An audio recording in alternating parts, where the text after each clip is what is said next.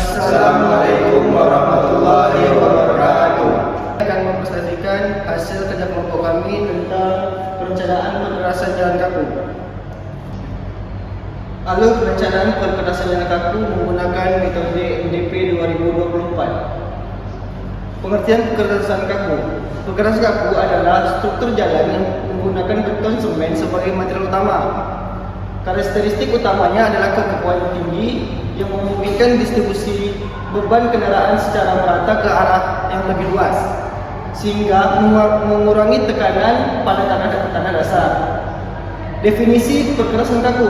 Struktur perkerasan jalan menggunakan plat beton semen sebagai lapisan utama penahan beban. Karakteristik utama memiliki kekakuan tinggi dengan modulus elastis besar, distribusi beban luas ke tanah dasar. Kelebihan kontur. Untuk perkerasan kaku, umur layanan lebih panjang, perawatan minimal, dan tahan beban berat. Data-data yang dibutuhkan dalam desain perkerasan berupa pertama data lalu lintas yang berupa volume kendaraan, jenis kendaraan, dan proyeksi beban lintas. Yang kedua data tanah dasar berupa nilai CDR, sifat organik tanah, dan kondisi drainase. Yang ketiga data material, kekuatan beton, agregat, dan geometrik jalan. Analisis lalu lintas. Yang perlu dianalisis dalam lalu lintas, yang pertama volume kendaraan. Analisis volume dan jenis kendaraan sebagai dasar beban. Yang kedua konversi asal. Konversi beban ke asal sesuai pedoman MDP 2024. Yang ketiga dampak struktural. Dampak struktural berpengaruh beban pada ketebalan dan struktur lapisan. Analisa tanah dasar atau nilai CBR. Nilai CBR atau California Building Material merupakan parameter kunci dalam menentukan kekuatan tanah dasar untuk desain perkerasan kaku.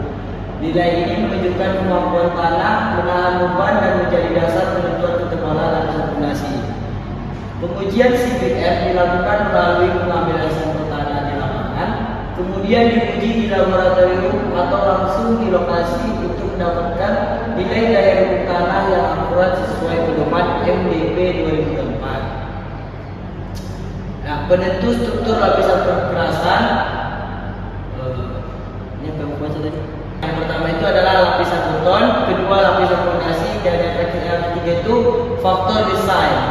Baik, di sini ada contoh hasil desain sederhana data input. Yang pertama data lalu lintas, yaitu volume lalu lintas harian rata-rata LHR, yaitu 5.000 kendaraan per hari. Terus komposisinya 60% kendaraan ringan, terus 30% truk sedang, selanjutnya 10% truk berat. Proyeksi pertumbuhan lalu lintas 4% per tahun selama 20 tahun umur rencana.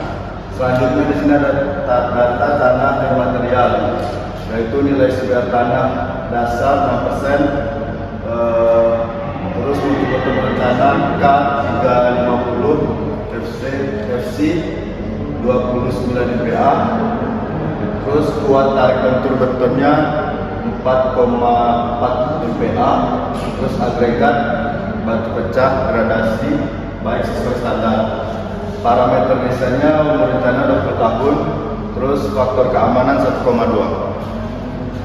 Selanjutnya di sini ada perhitungan ketebalan lapisan. Yang pertama lapisan beton ketebalan 27 cm dengan mutu kat 350. Yang kedua lapisan fondasi base 10 cm sebagai penopang. Yang ketiga lapisan subbase agregat kelas B tebal 15 cm. Baik, skema struktur perkerasan. Struktur perkerasan kaku terdiri dari beberapa lapisan yang bekerja sama mendistribusikan beban kendaraan ke tanah dasar. Yang pertama itu ada lapisan beton. Jadi lapisan permukaan beton sebagai 27 cm sebagai struktur utama penahanan beban. Yang kedua lapis fondasi base 10 cm sebagai penyangga lapisan beton.